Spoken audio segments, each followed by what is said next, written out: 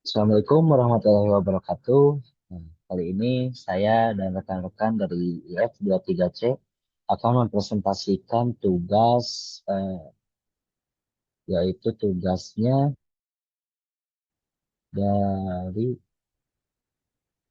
Project Design Product dan Perlindungan KI. Dan di sini kami mengambil eh, project yaitu Parkir Next Generation dengan nama dari startupnya adalah Smart Parking Next Generation. Sebelum saya memulai presentasi, izinkan saya untuk memperkenalkan rekan-rekan saya. Yang pertama ada Akmal Abdul Hasan, yang kedua ada Fatan Fazan Sulistia Nasir, yang kedua ada Rizky Syahrul Mubarak, yaitu saya sendiri. Lalu yang keempat dan yang terakhir adalah Novaldi Al-Gifari. Selanjutnya,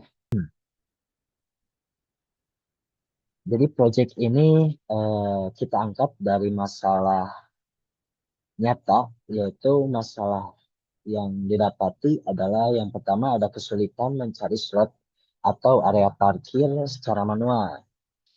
Dan yang kedua ada yang panjang yang mengakibatkan menyitanya waktu para pengguna.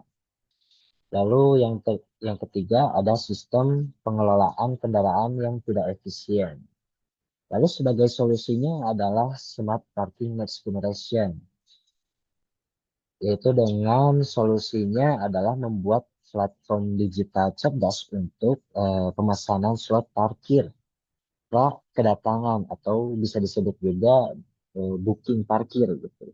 Lalu ini juga dilengkapi dengan layanan parking palet dan ekosistem parkirnya eh, sudah terpadu dengan memfokuskan untuk mengubah ekosistem parkir menjadi digital, otomatis juga tanpa hambatan. Selanjutnya akan dijelaskan oleh teman saya. Silakan. Baik, selanjutnya ada target pasar dan fitur utama. Target penggunanya yaitu pemilik kendaraan pribadi dan EV. Yang kedua, pengunjung mal dan bandara. Dan yang ketiga, klien korporasi atau B2B.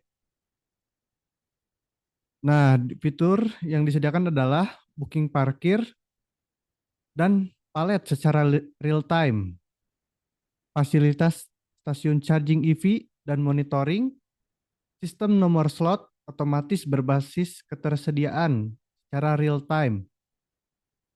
Lalu ada sistem pembayaran cashless terintegrasi. Dan yang terakhir ada add-on service atau cuci mobil dan servis ringan.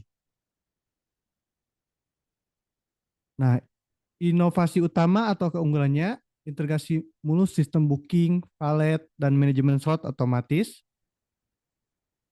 Di tahap awal, pemesanan prakedatangan, pengguna memesan slot parkir melalui aplikasi sebelum tiba di lokasi. Tahap kedua, kedatangan drop off. Mobil diserahkan langsung kepada petugas palet tanpa perlu antri. Yang ketiga, otomatisasi atau manajemen slot. Sistem cerdas menentukan lokasi parkir terbaik secara otomatis dan mencatatnya, yang menghasilkan efisiensi waktu maksimal dengan pengalaman pengguna tanpa hambatan atau seamless. Baik, selanjutnya yaitu analisis kekayaan intelektual atau yang disingkat HAKI. Hak cipta, melindungi elemen inti aplikasi.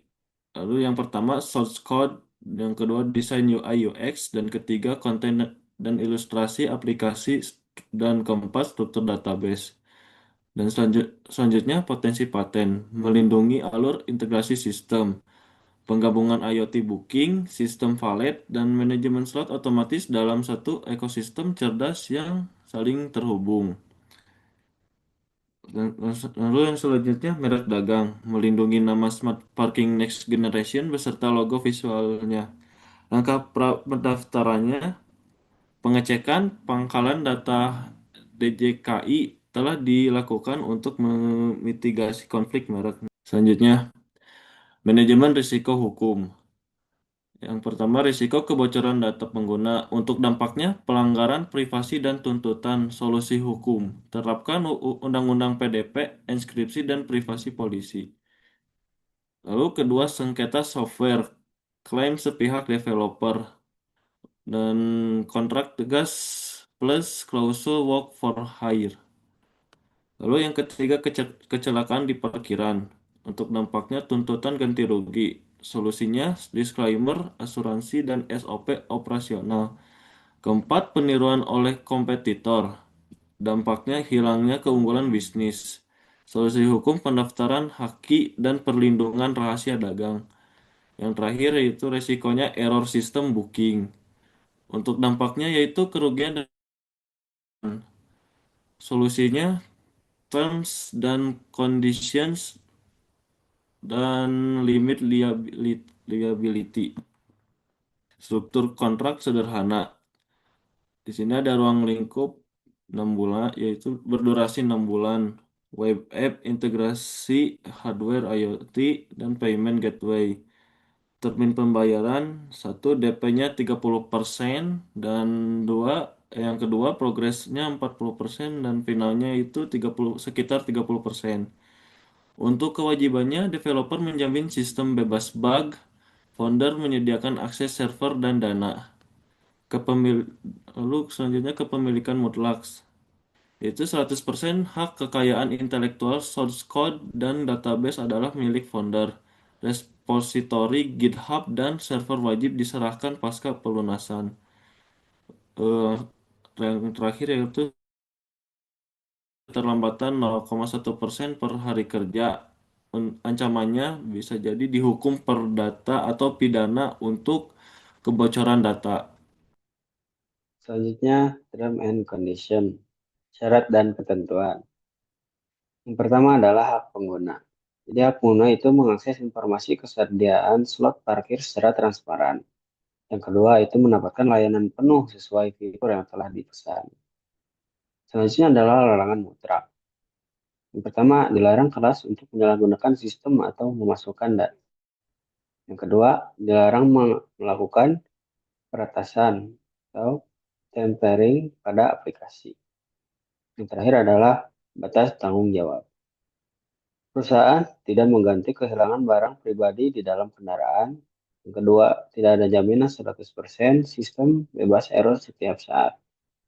Yang terakhir, bebas tuntutan atas keterlambatan akibat keadaan kahar atau force majeure. Ada strategi perlindungan dan sengketa. Tindakan pencegahan atau proaktif, yaitu pendaftaran segera hak. Yang kedua adalah penetapan non disclosure engagement atau NDA dan pengamanan rahasia dagang yang berisi satu mediasi atau penyelesaian keluargaan, yang kedua somasi atau peringatan hukum tertulis, yang ketiga ada gugatan perdata atau perampokan merek DJKI, yang terakhir adalah jalur pidana khusus pelanggaran berat atau pencurian data. Baik, selanjutnya akan diserahkan kepada Rizky. Baik, terima kasih. Lalu saya akan menjelaskan dari kesimpulannya ya, yaitu inovasi untuk membuka jalan, lalu hukum yang memastikan keberlangsungannya. Jadi inovasi dari masa depannya yaitu membuat atau menyatukan booking, fitur booking, valet, dan ekosistem eco-friendly gitu ya, atau EP sebagai masa depan untuk mobilitas perkotaan yang efisien. Lalu untuk selanjutnya ada kepastian hukum. Nah, ini ada hak cipta atau bisa disebut juga hak kekayaan intelektual, yaitu menjadi nyawa atau hal yang wajib bagi perusahaan untuk kontrak yang solid dan term condition yang terstruktur adalah sebagai benteng utama untuk mencegah kerugian dari bisnis. Mungkin sekian presentasi yang bisa kami sampaikan. Untuk kurang dan lebihnya kami mohon maaf. Wassalamualaikum warahmatullahi wabarakatuh.